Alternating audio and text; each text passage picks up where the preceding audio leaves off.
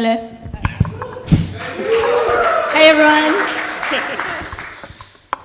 Awesome. So hopefully most of you met Nabila on the way in. She is our amazing greeter, one of our core volunteers at CocoaHeads. So for this session, just going to be 3 short 10-minute interviews, knowing about how the people that I'm interviewing got into tech, how they learn about CocoaHeads, how they find CocoaHeads, and some bonus questions at the end. So to get started, what's your name? Where do you work? So my name, as you can see, Nabila, and I'm actually one of the junior iOS developer in Itty Apps. Itty Apps is mobile app consulting based in Melbourne. Nice. Yeah. So you're a junior iOS developer then? Yes. Awesome. How long have you been at Itty Apps? I actually started my full-time permanent work 2017 November. But previously I've had some work experience in Itty Apps. That's actually how I get my full-time job after I graduate from uni. Awesome. Yes. So how did you come to learn about CocoaHeads? So it started from, I actually never knew about CocoaHeads before. I never knew there's an iOS meetup happening in Melbourne. But 2 years ago, I met Sean. He was actually my mentor. And I told Sean I actually want to learn or know about iOS development industry in Melbourne. And he actually brought me here. And it was one of the best opportunity to learn what is happening in Melbourne, in terms of iOS development stuff, and network with other people as well. I actually made some friends in here. So, nice. Yeah. Awesome. So you arrived, so your first time at CocoaHeads, you were not working at Itty Bitty Apps, or you were? No, I wasn't working at Itty Apps yet. So it was around 2016, so way before I have my full-time job. Yeah. How did you find that first experience coming into CocoaHeads? In 2016, we may have been in this room, or we were at RMIT. Actually, it was in this room. It was in this room? Okay. Yeah. So how did you find that first time experience coming into this room? Honestly, it was pretty intimidating because even though I've learned a bit about iOS development, but I don't really have much experience in it. And when I came to one of the talk, they were talking about RX Swift, and at that point, I don't know anything at all about RX Swift or even any experience with reactive programming. So when the person was doing their presentation and some people ask questions about RX Swift, I feel like I was really out of the loop. Like, ooh, what is happening here? What are they talking about? Yeah. But so far, because ever since then, I tried to be updated about what's happening in iOS development, like the news, following the news about WWDC, and actually follow on Twitter some of iOS developer here in Melbourne. I start to know about relevant stuff. Nice. How have you found that CocoaHeads has changed since that first visit to now? Yeah. Well, as I mentioned before, I find it was really intimidating because I feel like I really don't understand anything that they were talking about, and most people that I see is like, senior people who already have like 5 years or 6 years experience, and I was, only learned iOS like about Swift, and some people here were already in the industry ever since Objective-C days, but actually, if you all don't know, starting this year, CocoaHeads have a diversity and inclusion meeting. CocoaHeads actually received some feedback regarding how the environment is not really welcoming to some people, which I experienced it myself.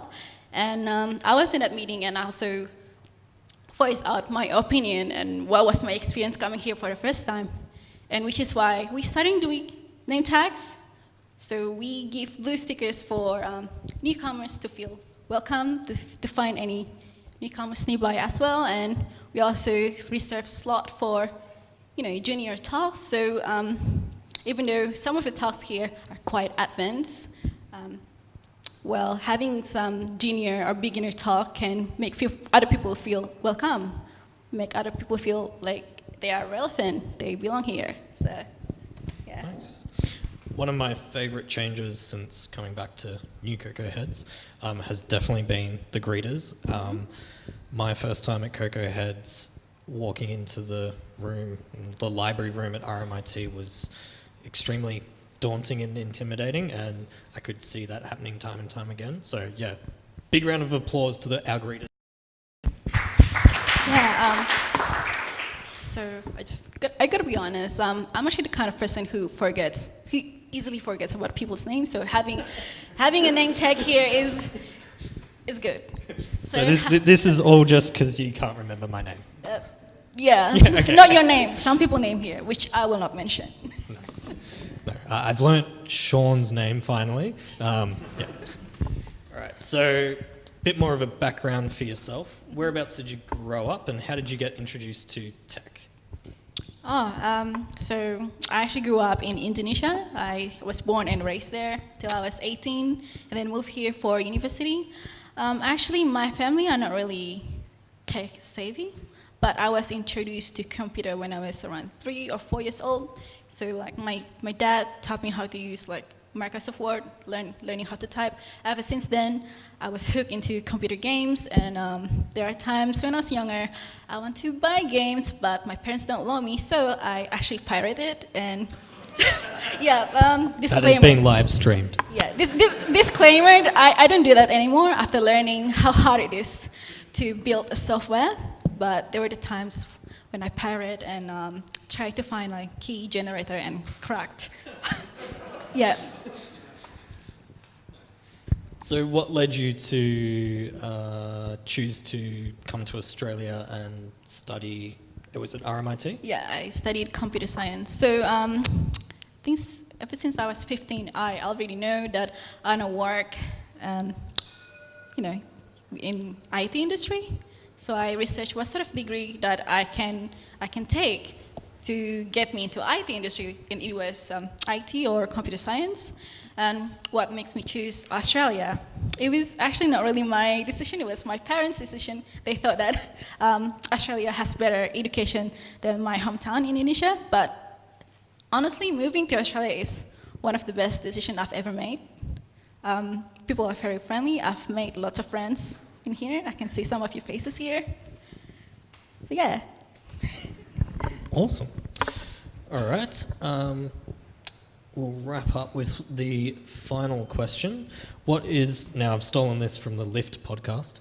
Not the unexpected question that you're not prepared for. Okay. The one that you are prepared for. Mm-hmm. What is one of your, what's a tool that you use or a productivity life hack that you use? That could be anything from eating raw eggs in the morning or doing git alias for a command line.